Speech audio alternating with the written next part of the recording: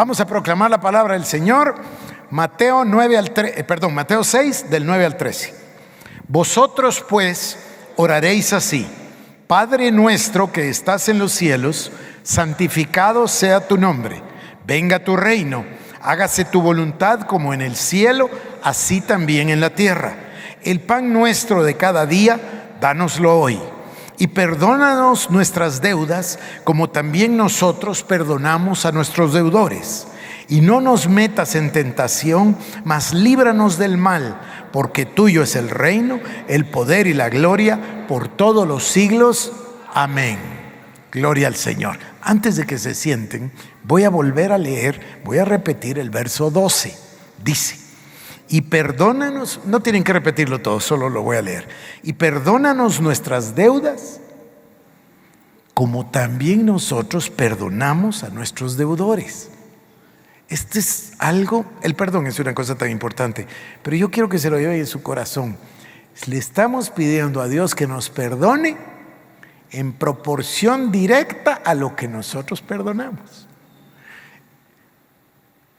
A mí me enseñó una cosa, pueden sentarse, a mí me enseñó una cosa un maestro, mentor, amigo, todo, que se llamó Pedro Wagner, a quien yo quise tanto o quiero tanto. Y entonces un día, no sé por qué, salió este tema y Pedro me contó que no dejaba pasar un día sin hacer esta oración, la oración del Padre Nuestro. Y me dijo: te voy a contar por qué.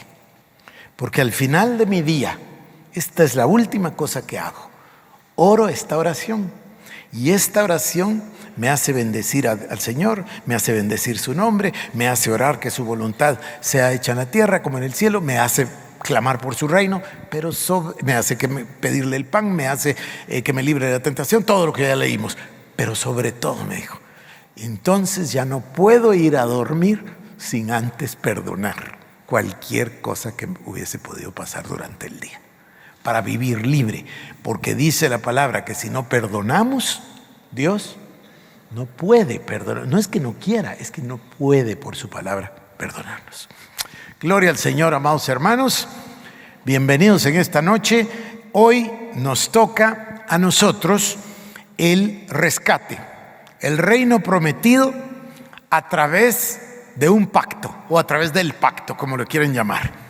Nosotros comenzamos ya con este tema. Terminamos, recordarán ustedes, el reino caído o destruido en el capítulo 11 del libro de Génesis, y hoy comenzamos a partir del capítulo número 12 del libro de Génesis. Yo quiero llamar la atención de ustedes porque vamos nosotros en realidad a ver que hay 4 elementos en esta promesa. En el reino prometido, en la promesa del reino, como le quieran llamar, hay 4 elementos en la promesa. Número 1, si quieren venir conmigo al capítulo 12 de Génesis. Capítulo número 12, versículo número 1. Y dice así: Jehová había dicho a Abraham: vete de tu tierra y de tu parentela. Entonces, voy a seguir. Y de la casa de tu padre a la tierra que te mostraré. Tenemos el primer elemento. Hay un elemento que es un lugar, una tierra, un territorio. No necesita explicación, está clarísimo. Dice: vete de tu casa, de tu parentela y de la casa de tu padre. Y luego dice en el verso 2: haré de ti una nación grande y te bendeciré. Una nación grande. Entonces tenemos, número 1, tierra. Número 2, un pueblo. Le podemos llamar pueblo, le podemos llamar nación, como quieran. Un pueblo. Y luego viene el número 3, dice: y yo te bendeciré y engrandeceré tu nombre. Entonces los primeros 3 elementos son pueblo, tierra, pueblo es gente, tierra, un lugar, y número 3, una bendición. ¿Se recuerdan que desde el primer día venimos diciendo que hay una trilogía? Dios, obediencia, bendición. Bueno, esta bendición, esta promesa, este pacto tiene 4 elementos. Un lugar, una tierra, un pueblo, una gente, una nación o naciones. Y número 3, tiene también pueblo, gente y bendición. Pero falta un cuarto elemento. Falta un cuarto elemento que es el centro, lo fundamental de la promesa, ¿Qué es el elemento? Bueno, no es qué es, sino quién es el rey de ese reino. Entonces, fíjense ustedes qué dice. Jehová había dicho a Abraham: vete de tu tierra, de tu parentela y de la casa de tu padre a la tierra que te mostraré. Y haré de ti una nación grande y te bendeciré y engrandeceré tu nombre y serás bendición. Bendeciré a los que te bendijeren y a los que te maldijeren maldeciré, y serán benditas en ti todas las familias de la tierra. Voy a darles a ustedes una secuencia. Los que quieran la copian, no es relevante, pero creo que nos ayuda y nos ordena en el sentido de lo que estamos tratando.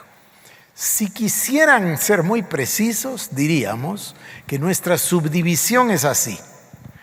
El versículo 1 y 2 de Génesis 1 es el reino original o el diseño original. Entre el versículo 2 y el 3 está nuestra subdivisión, que es la caída, que voy a decir, de los seres angelicales. Después, en el verso 3, comenzamos la recreación. Están conmigo, ¿verdad? Luego caminamos al capítulo número 3 y encontramos la caída. Después vamos al 4, 5, 6, encontramos el ingreso de la muerte. ¿Se recuerdan? Dice: Adán tantos años y murió, y fulano tantos años y murió, y así cada uno hasta que llegamos a Enoc, que no murió. ¿Recuerdan? Bueno, llegamos hasta el capítulo 11. Ahora en el capítulo 12 comenzamos otra clasificación. Se las voy a dar. Fíjense pues. Nosotros vamos a ver que del capítulo 12 de Génesis hasta el capítulo 18 de Éxodo, voy a repetir, del 12 de Génesis al 18 de Éxodo, el concepto es el concepto de pueblo, porque estamos hablando de los 4 elementos. Luego de Éxodo 19 hasta el final del libro de Levítico, el tema es el gobierno y la bendición. Después vamos a encontrar de Números a Josué, incluyendo desde el libro de Números hasta el final del libro de Josué, el concepto de tierra. Entonces ya tenemos pueblo, ya tenemos bendición y ya tenemos tierra. Voy a repetir. De Génesis 12 a Éxodo 18, pueblo. De Éxodo 19 al final de Levítico, gobierno y bendición. De Números a Josué, tierra. Y de Jueces a Segunda de Crónicas, rey. Entonces, se fijan que en la bendición o la promesa de Abraham es una especie de semilla, y esa semilla se va a desarrollar en todos estos libros: Éxodo, Levítico, Números, Deuteronomio, hasta que lleguemos nosotros al segundo libro de Crónicas. Lo que yo decía, un árbol completo está exacto, completo, total en una semilla. La semilla de Génesis 12, 1 y 2 en realidad nos habla entonces de estos 4 elementos: el elemento pueblo, el elemento bendición, el elemento tierra y rey. Y luego vamos a ver ese camino desarrollarse delante de nuestros ojos en estos pasajes, o más bien libros que yo les he mencionado. Nosotros deberíamos, si nos lo propusiéramos, no va a ser posible nosotros todos, pero cada quien en su casa, deberíamos nosotros, cuando nos acerquemos a la palabra de Dios, desde el libro desde Génesis 12 hasta Éxodo 18, tener plena conciencia del concepto de pueblo, que es lo que Dios quería decir por pueblo. Luego caminamos de Éxodo 19 hasta el final de Levítico y vamos a entender el gobierno y la bendición. Y luego vamos a ir de Números a Josué y vamos a ver el tema de la tierra. ¿Se recuerdan que Josué es el encargado de entrar y tomar literalmente, físicamente, la tierra prometida? Y después vamos a encontrar de Jueces a Segunda de Crónicas el rey. Les invito a que ustedes lo hagan en su estudio diario, en su devocional. Vamos a hablar entonces ahora del pueblo y vamos a ir a Génesis 12:2, donde estábamos. Haré de ti una nación grande. Yo voy a leerles Éxodo 6:7. Éxodo 6:7 dice: haré de ustedes mi pueblo y yo seré su Dios. Miren qué promesa. Éxodo 6:7. Haré de ustedes mi pueblo y yo seré su Dios. Este es el concepto entonces del pueblo. Es imperativo, amados hermanos, que nosotros lo veamos, lo entendamos, nos percatemos, realicemos que si bien hay una manifestación del reino, también convive con innumerables dificultades. No está exento de dificultades, porque lo que vemos y lo que el Señor nos está enseñando en el antiguo pacto, en el Antiguo Testamento, no es sino figura y sombra de lo que ha de venir en el Nuevo Testamento. Y vivimos situaciones muy similares a las que ellos vivieron, no iguales. No estamos en el desierto y no tenemos maná y etcétera, pero cuando vinemos, el elemento clave es la bifurcación, las dos voluntades. Eso está presente siempre. Entonces nos vamos a encontrar que a pesar de las promesas tan hermosas, de todas maneras hay problemas. ¿Quieren ir conmigo al desafío inicial? ¿Dónde lo voy a encontrar? En el capítulo número 15, me parece. Aquí está.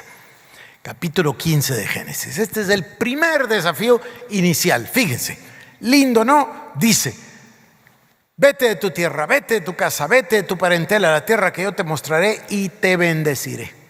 Y serás una gran nación. Y todos los que te bendigan te bendeciré. ¿Se imaginan ustedes para Abraham recibir esa palabra de Dios? Es algo extraordinario. Tanto en el capítulo 12 como en el capítulo 17, cuando dice: vino sobre él la palabra del Señor, y le dijo: yo soy el Dios Todopoderoso, el Shaddai, el más que suficiente. Bueno. Pero en el capítulo 15 nos encontramos con el primer, ¿cómo le llamo? La primera sacudida, le voy a decir.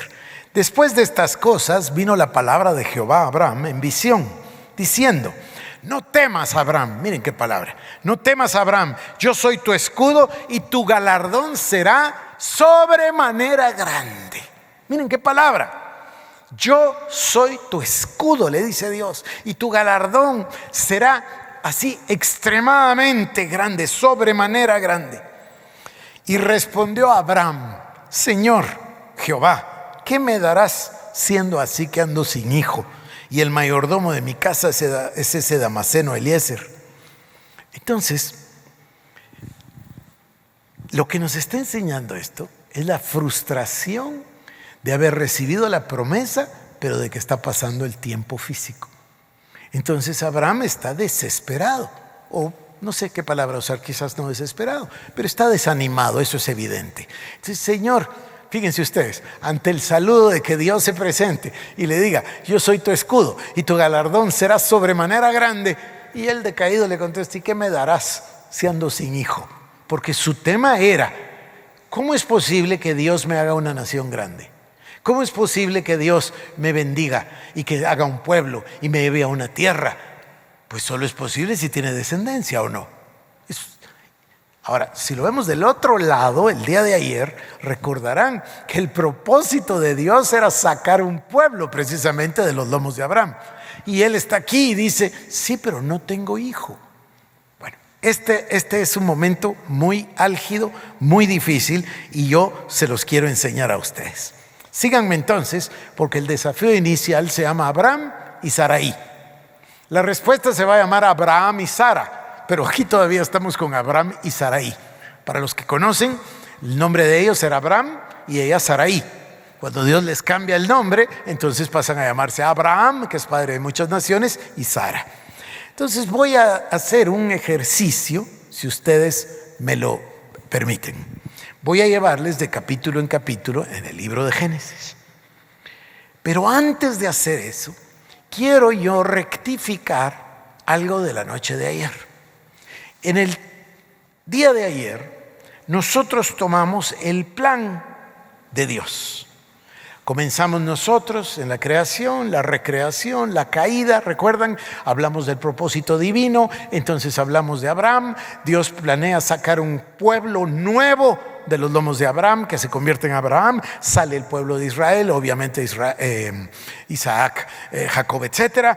Y sigue avanzando el plan. Llegamos a Josué, la tierra, Moisés, Moisés.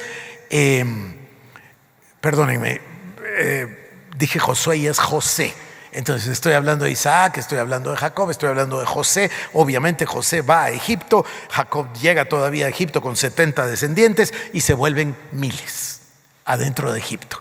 Entonces levanta a Moisés para sacarlos de Egipto, para sacarlos a la libertad. todo lo que va sucediendo tiene un propósito. El propósito es apuntar a Cristo. El propósito es mostrar a Cristo. El verbo es el centro de la Biblia, de principio a fin. Y para Él es toda la gloria. Y toda la Biblia, todo lo leemos en función de ese fin. Es Cristo. Entonces, salen de la cautividad. ¿A quién les está enseñando esta salida de la cautividad? A nosotros. A nosotros que podemos leer la palabra. Nos está mostrando cómo se hace. Bueno, sale de la cautividad. Hablo de Moisés y el pueblo, y van al desierto. Si bien el desierto es un desierto, pero Dios va con ellos. Y vemos toda clase de milagros. Cruzan el Mar Rojo, llegan al desierto, Dios se manifiesta en el monte Sinaí, les da las tablas, el maná, todo es milagroso. Todo, el agua, la roca, todo es milagroso. Eso es lo que llamamos el reino parcial, ¿se recuerdan? Entonces, todo este tiempo llega. Luego vienen los profetas, etcétera, por supuesto David, Salomón, etcétera, los profetas, y llegamos al Nuevo Testamento. Ahora, en ese círculo del plan divino, yo cometí un error anoche, porque me salté del evangelio proclamado de Cristo al fin, al Apocalipsis. Pero se me fue ayer, y por eso lo quiero rectificar, algo de lo más importante que hay, que es muy importante para nosotros, y por eso están esas palabras ahí. En el libro de Hechos, en el capítulo 3, versos 19 al 21 dice: arrepentidos y convertidos, para que sean borrados vuestros pecados, para que vengan de la presencia del Señor tiempos de refrigerio, para que el cielo dé a Cristo, quien fue, ¿cómo dice la palabra? Sí, pero no es lo que dice. Es decir, no es a lo que me refiero. Tendría que leerlo textual. Entonces dice: a quien de cierto el cielo detuvo hasta...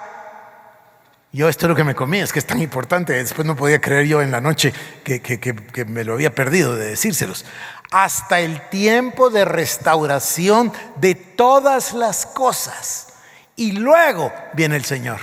Porque el cielo lo detiene a Cristo hasta que se da la restauración de todas las cosas. Entonces, en nuestro esquema mental va todo ese caminar. Aquí por supuesto llega Cristo, y por supuesto la cruz y la muerte y la resurrección y el evangelio y el libro de Hechos, todo eso, el Espíritu Santo, y estamos listos para la venida del Señor, listos.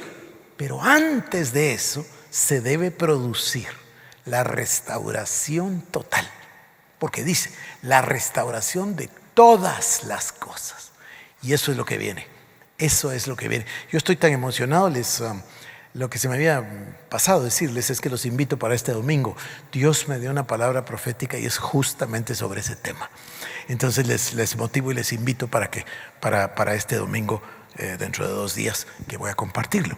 Pero entonces tienen la restitución o la restauración de todas las cosas, y cuando eso se cumple, el cielo, por decirlo así, suelta, liberta, no sé qué palabra, deja de detener a Cristo, y ya viene Cristo en la segunda venida.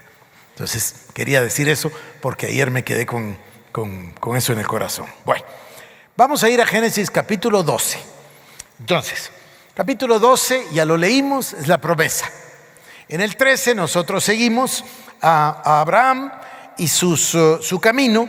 Lot, etcétera, no es relevante en este momento para nosotros. Se reparten la tierra, tienen mucho ganado, muchas ovejas. Eso es irrelevante ahorita. Llegamos al capítulo 14. Cuando llegamos al capítulo 14, Dios nos sorprende. ¿Qué es lo que pasa? En el capítulo 14 todo es distinto. Nos encontramos a un Abraham que resulta que va a la guerra y que es un guerrero, y no solo guerrero victorioso. Con 318 siervos nacidos en su casa, va a la batalla de Kedorlaomer, vence y rescata a Lot. Todo lo que digo, todo lo que lean, piénsenlo en función del Salvador. Todo es figura de Cristo. Entonces va y rescata a Lot.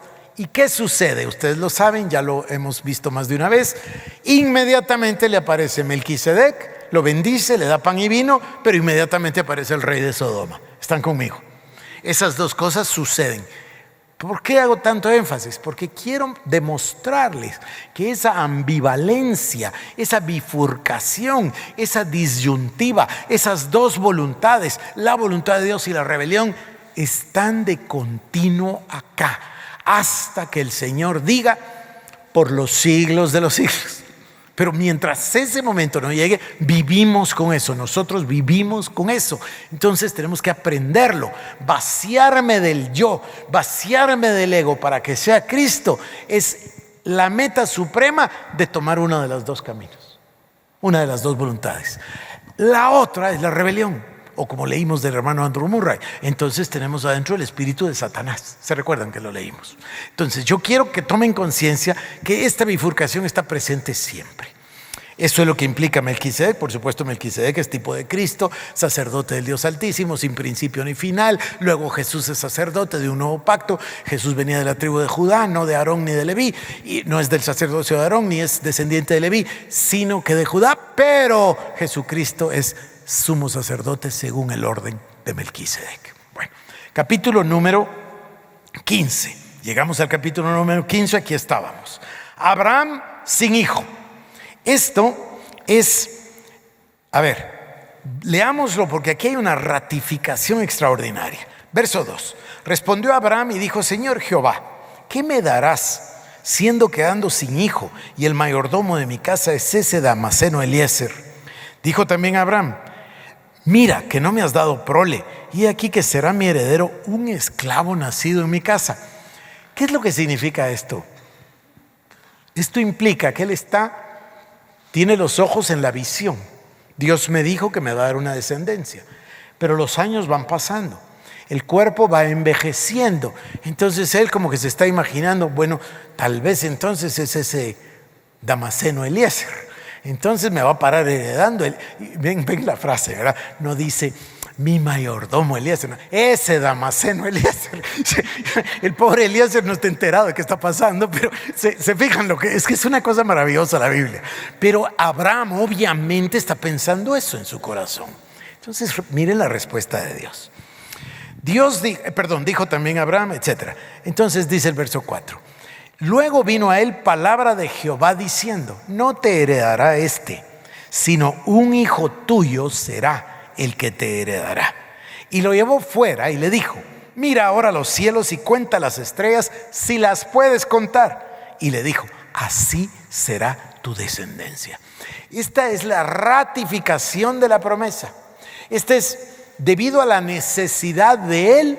Es el refuerzo de la fe producto del amor y la compasión y la misericordia de Dios. Él está pasando un momento de prueba de su fe y Dios le ratifica. No te va a heredar él, sino que te va a heredar un hijo tuyo. Y lo saca. Mira el cielo y mira la noche estrellada. Cuenta las estrellas si las puedes contar. Dios ya sabía que no se podían contar, eran innumerables. Y entonces le dice, así será tu descendencia. Este pasaje para mí tiene un significado muy particular, porque se dan cuenta ustedes que Dios apuntala su palabra con una visión. Dios le hubiera podido decir, sí vas a tener hijo y punto. Y tu descendencia va a ser como las estrellas, pero lo agarra, lo toma, lo lleva afuera. ¿Qué hace? Es que para mí esto tiene como yo soy un fiel creyente del tema de los sueños y visiones, entonces para mí tiene mucho significado. Dios en su misericordia le enseña aquel cielo estrellado con una multitud de estrellas que no se pueden contar, y la frase, así será tu descendencia. Eso es una visión. Una visión es la imagen de una bendición de Dios. Por eso yo siempre digo que la visión es la imagen de un futuro deseable. Entonces Abraham imprime su corazón. Algunos de los presentes son muy jóvenes y ya nacieron en la era digital, entonces no tienen conciencia de lo que yo les voy a contar. Antes la fotografía era con un film, rollo le decíamos nosotros. ¿Qué era el rollo? El rollo era un plástico impregnado de ciertos químicos que cuando era expuesto a la luz, los químicos hacían una reacción y quedaba grabada la foto. Así decíamos nosotros. Tomábamos la foto, tomábamos el rollo, los que son de mi edad se acuerdan, lo llevábamos a desarrollar, ¿se recuerdan? El rollo de hecho era un negativo. Cuando le ponían los químicos adecuados se convertía en positivo y salíamos con la foto. ¿Es verdad? Bueno, piensen entonces, los que son muy jóvenes les va a costar, pero piensen que el corazón de Abraham era un rollo, un film. Entonces, al ser expuesto a la visión, quedó grabada en su corazón. Y a partir de ahí la visión, y esto es lo que sucede con la visión, perdónenme que hable de eso porque es un tema muy mío, me apasiona. Una vez yo tengo la visión, ya la visión es parte de mí. Ya está aquí en mi corazón. Ya la visión, por eso dice, escríbela, declárala en tablas para que la puedas ver, para que corras con ella, etcétera, etcétera, etcétera. Bueno, termino. Dios le ratifica la promesa, pero. Y el pero es un gran pero. Pasamos al capítulo número 16. Sarai, mujer de Abraham, no le daba hijos. Y ella tenía una sierva egipcia que se llamaba Agar. Y dijo Sarai a Abraham, escuchen esto porque esto es bien profundo. Dice, Abraham está triste y viene a él palabra de Jehová. Y le dice, yo soy tu escudo y tu galardón será sobremanera grande. Sí, dice, pero no ando sin hijo. Y ese Damaseno Eliezer. Y no tengo hijo, me va a parar heredando el hijo de un esclavo. No te heredará él, sino que te heredará tu hijo. ¿Qué es lo que sucede en su mente? Él ya cambió ahora. Entonces voy a tener un hijo. Pero ¿qué dice el versículo 1? Sarai no le daba hijos. Entonces, ¿qué se le ocurrió a él? Voy a ayudar. ¿O no? Síganme, porque esto es uno de los errores más grandes de la historia del ser humano. Síganme un momentito. Entonces dice, Abraham miró que tenía una esclava, una sierva que se llamaba Agar. Fíjense ustedes, voy a volver a leerlo. Esto es uno de los momentos, pero de verdad importantes. ¿En dónde estoy yo? ¿En qué versículo estoy? 1. Sarai, mujer de Abraham, no le daba hijos, y ella tenía una sierva egipcia que se llamaba Agar. Dijo entonces, para un momento para preguntarles a ustedes, ¿era la intención de Dios sacar a su hijo de Egipto? No, si Egipto ya existía, si eso hubiera querido ser su intención, lo hubiera hecho. No, él quería un pueblo nuevo, distinto. Es tan diferente el plan de Dios a lo que existía, que se van a fijar ustedes, y esta es una cosa muy interesante, no es para darla en un minuto, pero es muy interesante. Dios demanda de Israel que sea un pueblo absolutamente diferente que todos los demás pueblos. ¿Y cómo lo sé? Porque Dios hace una diferencia entre todos los pueblos de la tierra e Israel a través de la ley. Todos los pueblos, sin excepción, si ustedes quieren hablamos de los mayas o de los incas o de los aztecas o de los egipcios o de los fenicios o de quien ustedes quieran, todos los pueblos de la tierra han tenido una imagen y persiguen esa imagen. En casos particulares tiene nombre. En Inglaterra, en Escocia, en Alemania se le ha dado nombre. En términos generales es la madre tierra o la madre nación, hay nombres. Y los seres humanos tienen una idea y la identifican con un símbolo. A veces es un animal, a veces es una bandera, etcétera, etcétera, etcétera. A veces es un un geográfico, un accidente geográfico, o algo de la naturaleza, un pico. Si ustedes miran el Mont Blanc, piensan en Suiza, o si miran el León de Lucerna, piensan en Suiza, etcétera. Bueno, Dios le habla al pueblo y le dice, no te harás imagen de nada, ni que esté arriba en los cielos, ni abajo en la tierra, ni debajo de la tierra. No te podrás hacer imagen. Entonces, todo lo que el ser humano tenía, que es lo que ve, se lo quita y lo cambia por una por un mensaje que es 100% auditivo, no visual. Son el pueblo de la palabra, o como se les suele llamar tan amorosamente a Israel, el pueblo del libro, es decir, el pueblo de la Biblia. Entonces Dios dice, tú no te vas a guiar por ídolos, tú no te vas a guiar por imágenes, tú no te vas a guiar por símbolos, tú no te vas a guiar por cosas, tú te vas a guiar por mi palabra. Hasta el día de hoy, hasta el día de hoy. Es algo extraordinario, es algo extraordinario. Bueno, voy a continuar con lo mío. Entonces dice Sarai a Abraham, ya ves que Jehová me ha hecho estéril, te ruego pues que te llegues a mi sierva, quizá tendré hijos de ella. Y atendió a Abraham al ruego de Sarai.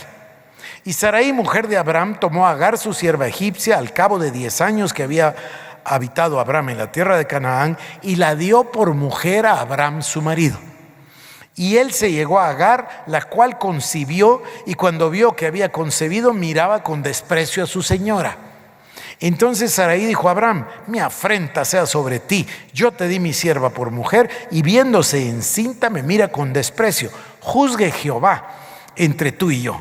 Y respondió Abraham a Sarai, he aquí tu sierva está en tu mano, haz con ella lo que bien te parezca. Y como Sarai la afligía, ella huyó de su presencia. Y le halló el ángel de Jehová junto a una fuente de agua en el desierto, junto a la fuente que está en el camino de Shur. Y le dijo, Agar, sierva de Sarai, ¿de dónde vienes tú? El ángel, ¿verdad? ¿Y a dónde vas? Y ella respondió, huyo de delante de Sarai, mi señora. Y dijo el ángel de Jehová, vuélvete a tu señora y ponte sumisa bajo su mano.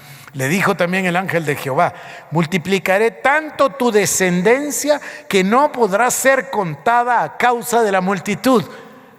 Para un momento, ¿de quién era esa promesa? De Abraham. La promesa había sido hecha a Abraham. Pero les pregunto, ¿y ese niño en el vientre de Agar de quién es? De Abraham. Entonces la palabra de Dios se cumple porque Dios lo dijo. Entonces le dice el ángel de Jehová a ella que su descendencia no podrá ser contada a causa de su multitud. Yo tengo algo muy grande aquí, muy, muy interesante. Vamos a ir un momentito al libro de Hebreos. Fíjense ustedes.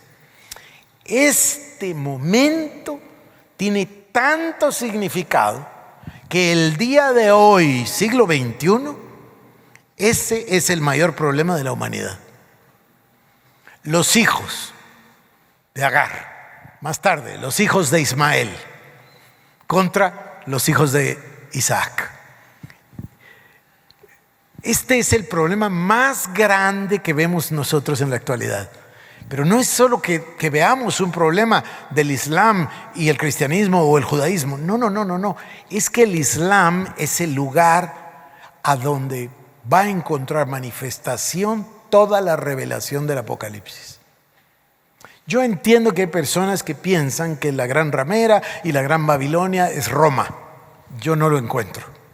Yo sé que hay personas que piensan que la gran Babilonia tiene que ver con la iglesia y con la apostasía. Yo no lo encuentro. Cuando nosotros leemos que es una ciudad, pero que también es una mujer, pero que también es una nación, pero que es, ¿cómo se dice? Comercia con todos los reyes de la tierra. Después dice que compra, no produce, sino que compra. Después vemos que es la madre de las idolatrías. Entonces vamos entendiendo. Hay 1.200 musulmanes 1.200 millones de musulmanes en el mundo que todos los días de Dios se voltean hacia la Meca y adoran. ¿Se les ocurre que hay algo más que sea más grande en idolatría? Es evidente, para mí es evidente que yo soy un fiel creyente que la Gran Babilonia es una ciudad nueva que va a existir dentro de poco tiempo al sur oeste de la Meca. Eso es lo que yo creo. Y me fui de espaldas hace unas 2 semanas cuando leí que el gobierno de Saudi Arabia ya decidió invertir 640 billones de dólares para crear una ciudad. Entonces, porque acuérdense que esa ciudad tiene que estar cerca de la playa, porque la van a ver desde los barcos, los mercaderes, etcétera. Todo lo que dice Apocalipsis se va a cumplir. Entonces, imaginen la trascendencia de este momento. Imaginen la trascendencia de haber ido con Agar en lugar de haber esperado en Dios. Sigamos. ¿Dónde estaba yo? En el capítulo número 16 y voy a ir al versículo número 7. No, más, 11. La halló el ángel de Jehová y le dijo: has concebido, darás a luz un hijo y llamarás su nombre Ismael, porque Jehová ha oído tu aflicción, y él será hombre fiero. Su mano será contra todos, y la mano de todos contra él, y delante de todos sus hermanos habitará. Bueno, pues a mí me parece que todas estas palabras proféticas son exactamente cumplidas el día de hoy. Entonces llamó el nombre de Jehová, que con ella hablaba: tú eres Dios que me ve, porque dijo: no he visto también aquí al que me ve. Por lo cual llamó al pozo, pozo del viviente que me ve. He aquí está entre Cades y Bered. Y Agar dio a luz un hijo de Abraham, y llamó a Abraham el nombre del hijo que le dio Agar, Ismael. Era Abraham de edad de 86 años cuando Agar dio a luz a Ismael. Síganme un momento. A los 75 años le dio la promesa. Aquí pasaron 11 ya. En realidad deben haber pasado 10 meses cuando Dios se le presenta y le dice: estoy sin hijo, yo quiero tener un hijo. Luego viene Agar, pasaron 11 años. Todavía van a pasar otros 13 antes de que conciban a Isaac, y 14 antes de que nazca Isaac.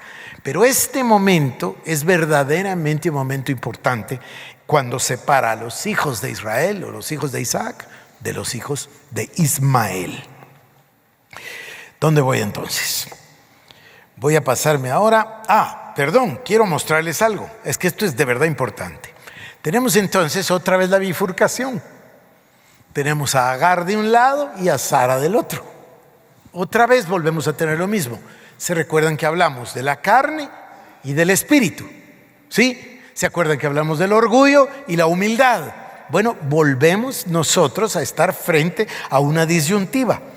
Ven, yo les dije Hebreos, ¿verdad? Disculpen, no es Hebreos, es Gálatas 4. Entonces, déjenme repetir. Tenemos nosotros a Agar y a Sara, la carne y el espíritu, el orgullo y la humildad. Aquí va otra: sierva y libre. Gálatas capítulo 4, verso 21. Gálatas 4, 21. Vamos todos juntos. Gálatas capítulo número 4.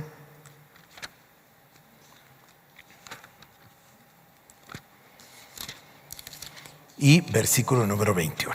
Fíjense ustedes, dice Gálatas 4, 21 al 31. Decidme los que queréis estar bajo la ley, ¿no has oído la ley? Porque está escrito que Abraham tuvo 2 hijos, uno de la esclava y uno de la libre. Pero el de la esclava nació según la carne. ¿Me van conmigo siguiendo el hilo? ¿Se dan cuenta ustedes de que es uno de los 2 lados de la bifurcación? Dice: pero el de la esclava nació según la carne, mas el de la libre nació según la promesa. Lo cual es una alegoría, pues estas mujeres son los 2 pactos. El uno proviene del monte Sinaí, el cual da hijos para esclavitud. Ese es Agar, porque Agar es el monte Sinaí en Arabia y corresponde a la Jerusalén actual, pues ésta junto con sus hijos está en esclavitud. Mas la Jerusalén de arriba, la cual es madre de todos nosotros, es libre, porque está escrito: regocíjate, oh estéril, tú que no das a luz, prorrumpe en júbilo y clama, tú que no tienes dolores de parto, porque más son los hijos de la desolada que los de la que tiene marido. Así que, hermanos, nosotros como Isaac somos hijos de la promesa. Pero como entonces el que había nacido según la carne perseguía al que había nacido según el espíritu, así también ahora. Mas ¿qué dice la escritura? Echa fuera a la esclava y a su hijo, porque no heredará el hijo de la esclava con el hijo de la libre. De manera, hermanos, que no somos hijos de la esclava, sino de la libre. Esto es exactamente lo que venimos diciendo. De este lado tenemos nosotros a Satanás, tenemos nosotros la caída, tenemos nosotros el orgullo, tenemos la carne, aquí tenemos a Agar, tenemos la esclava. Del otro lado nosotros tenemos la bendición, nosotros tenemos la obediencia, tenemos la humildad, tenemos el espíritu en lugar de la carne, tenemos la libre en lugar de la sierva. Es decir, más claro no puede ser que hay 2 lados. Maravilloso me parece a mí Gálatas. Pero el conflicto natural entre la descendencia de Ismael y la descendencia de Isaac prácticamente domina el mundo y prácticamente determinará el fin. Acuérdense que todo este estudio y estos días que llevamos juntos tienen por objeto el plantear un panorama total de la Biblia para que luego podamos interpretarla, para que encontremos nosotros cuál es el propósito del fin, al estilo de nuestra ilustración del rompecabezas. Ya vi el final, ahora voy ordenando las piezas. De eso se trata. Génesis 22. Acá les voy a enseñar el método divino una vez más. Génesis capítulo número 22. Aconteció después de estas cosas, aquí, perdonen, tengo que avanzar porque si no, no avanzo, ¿no? Entonces acá ya pasó Isaac, ya creció Isaac, obvio ya nació, ¿verdad? Luego ya creció y ahora es un jovencito y ahora Dios llama a Abraham a sacrificarlo. Y Dios decidió probar a Abraham. Entonces, esta prueba de la fe entendemos qué es. Cuando yo estoy en un problema, tiendo a divagar. ¿Por qué yo? ¿Por qué a mí? Y yo tal y tal cosa, y yo tal y tal otra. Miren, yo que leí ayer, anteayer, cuando el libro de Job, tantas razones y tantas elucubraciones. Mientras que es la prueba de la fe. Si alguien te dijera que la tribulación que estás pasando es justamente porque Dios quiere probar algo en ti y sacarte mejor, contestarías como mi suegra. Ah, bueno, entonces ya entendí. Voy a superarlo y punto, y se acabó. Y lo superó y se terminó. Bueno, entonces veamos otra vez. Aconteció que probó Dios a Abraham y le dijo: toma tu hijo y ven a ofrecerlo. Y Abraham se levantó muy de mañana, enalbardó su asno, tomó consigo 2 siervos, a su hijo Isaac, cortó leña para el holocausto, se levantó y fue al lugar que Dios le dijo. Al tercer día alzó Abraham sus ojos y vio el lugar de lejos. Entonces dijo Abraham a sus siervos: esperad aquí con el asno, y yo y el muchacho iremos hasta ahí, adoraremos y volveremos a vosotros. Y tomó Abraham la leña del holocausto y la puso sobre Isaac su hijo. Y él tomó en su mano el fuego y el cuchillo y fueron ambos juntos. Entonces Isaac habló a Abraham su padre y dijo: Padre mío. Y él respondió: heme aquí mi hijo. Y él dijo: he aquí el fuego y la leña, mas ¿dónde está el cordero para el holocausto? Y respondió Abraham: Dios se proveerá de cordero para el holocausto, hijo mío. Esta es una profecía maravillosa. ¿Están escuchando? Todo esto sucede para que él exprese lo que es más importante de la historia de la humanidad, de toda la creación y de nosotros. Dios mío, Él se proveerá cordero para el sacrificio. ¿Se fijan?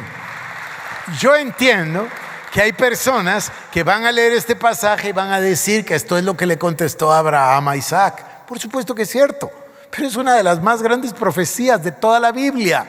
Hijo mío, Dios ciertamente se proveerá de sacrificio para el holocausto. Y entonces dice, ¿dónde voy yo? Aquí está, en el 9. Y cuando llegaron al lugar, edificó Abraham un altar, compuso la leña, ató a Isaac su hijo y lo puso en el altar. Y extendió a Abraham su mano y tomó el cuchillo para degollar a su hijo.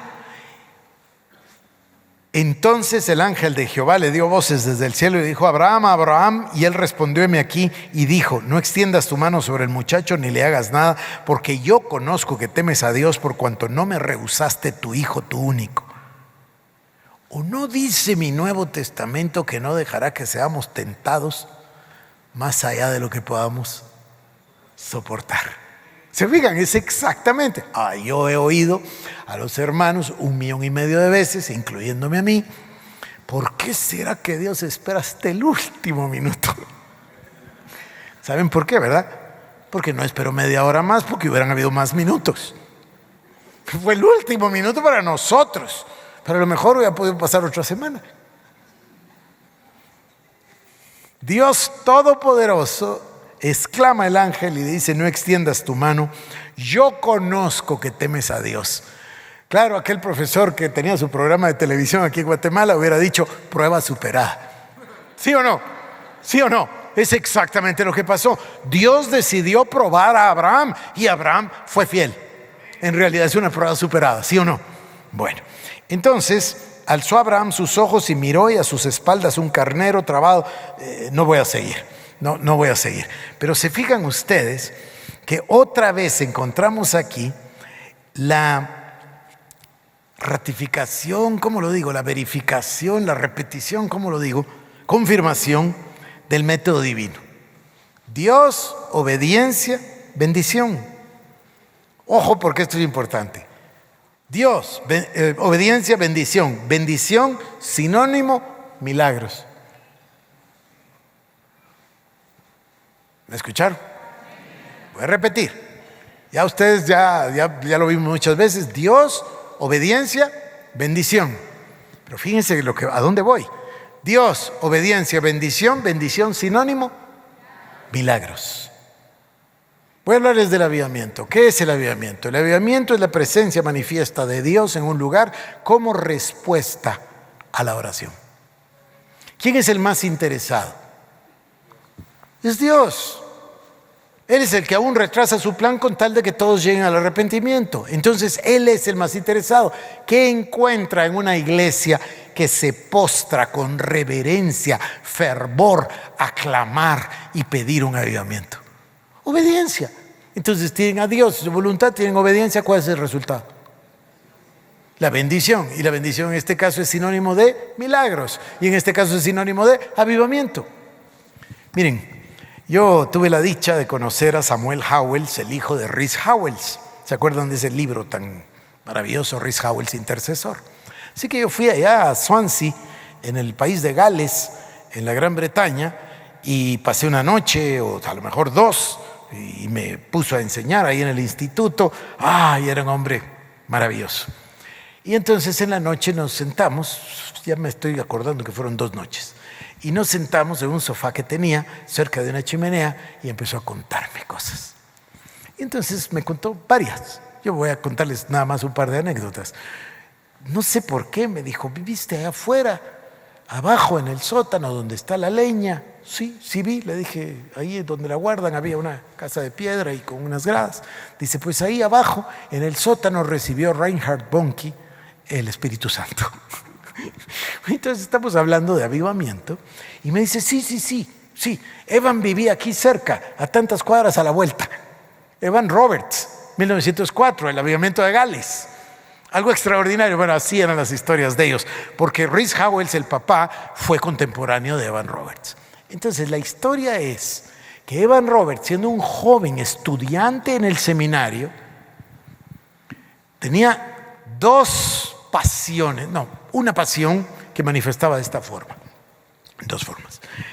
Él tenía esta pasión por las almas y la carga por la nación, en ese caso Gales, el país de Gales. Y entonces empieza a clamar. Era solo un joven estudiante, no era un pastor de 20 años de experiencia, era un jovencito. No había terminado, no se había graduado, pero tenía esta pasión y empezó a orar y le decía a Dios: dobla. Es que las palabras en inglés me cuestan porque las dos quieren decir dobla. A ver, inclina y dobla a la iglesia. Esa era su oración. Y la petición era 100,000 almas. Pero esto no era una oración de un día, era lo que yo le llamo oración ferviente. Era una pasión. Y Dios le habló ahí en el instituto y él tuvo que ir a buscar al director del instituto y decirle que él ya había oído que Dios decía que iba a contestar y que entonces quería irse a Gales a predicar. El director le dijo: este jovencito, pero si le falta mucho para graduarse. Entonces lo interrogó y vio la pasión y vio la oración y vio el clamor, y el profesor rapidito lo identificó. Rápido lo identificó y le dijo: mira, joven, si es Dios el que te está llamando, mejor ve. Así que se salió del instituto y se fue de vuelta a su casa y no le abrieron el púlpito, era solo un jovencito. Entonces llegó a decir, y por supuesto que le dijeron que no. Es interesantísimo, no voy a seguir en esto porque es muy largo, pero eventualmente comenzó el avivamiento. Y no fueron 100,000 almas. En 6 meses se contabilizaron 500,000 almas. lo que estoy tratando de sembrar en el corazón de ustedes es, ¿se acuerdan cómo dijimos, verdad? Dios, obediencia, bendición. La bendición sinónimo de milagros. Abraham obedece. ¿Y qué es lo que cosecha? Por supuesto bendición, pero ¿en qué forma? En la forma de milagros. Es una vida milagrosa. Bueno, esos milagros es otra vez sinónimo de avivamiento. ¿Qué estoy diciendo? Voy a ir terminando para decirles de que si nosotros, amados hermanos, nos comprometemos a orar fervientemente, a clamar con una sola visión, con una sola petición, delante de Dios, nos va a dar Guatemala, porque es su voluntad. Entonces, fíjense que todo lo que vamos leyendo apunta a Cristo, todo apunta al reino, de eso estamos hablando. De esto nosotros tendríamos que pasar, a ver si les digo, lo voy a decir de esta manera porque esto se tiene que grabar en nuestro corazón. Los milagros constituyen la consecuencia de la fe. Eso hemos creído siempre. Por ello voy a añadirle entonces. Los milagros constituyen la consecuencia de la fe y la obediencia. ¿Por qué? Porque tenemos dos voluntades. Y entonces tenemos carne y espíritu. Y entonces tenemos sierva y libre. Entonces tenemos orgullo y humildad. Y tenemos desobediencia y obediencia. Entonces, los milagros son la respuesta o consecuencia directa de la fe y la obediencia. Yo les pregunto, en este particular caso que acabamos de leer, ¿Abraham tuvo solo fe? No, creo que más que fe tuvo obediencia. Obvio que tuvo las dos, porque en su corazón él decía, este es mi heredero, Dios me lo dio, Dios me prometió la descendencia. Algo tiene que suceder. Confió en Dios. Bueno, el gran mérito de Abraham es que le creyó a Dios. Esa expresión es maravillosa, creerle a Dios. Bueno, entonces se convirtió esto en, voy a repetir, los milagros son la consecuencia de la fe y la obediencia. El avivamiento es el resultado de la oración o clamor y fe, como en el caso de Evan Roberts. Acá nosotros tendríamos que llegar a Génesis 27. Y en Génesis 27 nos vamos a encontrar otra vez con el mismo caso. Fíjense ustedes, Isaac y Rebeca tienen dos hijos, gemelos. Acá volvemos a ver el método divino. Yo quisiera suplicarles que me den su atención un momento, que ahorita no apunten, que me regalen su concentración. Este es el método de Dios. Fíjense lo que voy a decir. Isaac y Rebeca están esperando. Ella está embarazada. Pero adentro hay dos, no uno, gemelos. ¿Verdad? Hay uno mayor y uno menor. Y entonces Dios habla. Dios habla de ellos y dice Dios, fíjense ustedes, es que esto es maravilloso. Dice Dios, el mayor servirá al menor. Lo determina. Esto no es por obras, porque no han nacido. De hecho, uno se llama Jacob, que quiere decir suplantador. O sea que el carácter no era todo virtud, pero a él escogió Dios. ¿Por qué? Porque esto se llama la soberanía divina. Es su voluntad, punto. No se discute. Simple y sencillamente él lo decidió. Voy a llegar más lejos y demostrarles que tampoco habla de cualidades de Abraham. Él lo escogió, punto. No nos dice, era un hombre sabio, era un hombre... No se explica, solo dice que lo escogió. Y en este caso, desde el vientre, Dios escogió a Jacob. Voy a parar acá. Voy a continuar el día lunes aquí. Otra vez la bifurcación. Unos son hijos de Jacob, los otros de Esaú. Otra vez. Por supuesto, Jacob tiene su encuentro con Dios, etcétera, etcétera. Eso no vamos a continuar. Vamos a dejarlo ahí el día de hoy. Amados hermanos, espero que ustedes estén tan contentos como yo.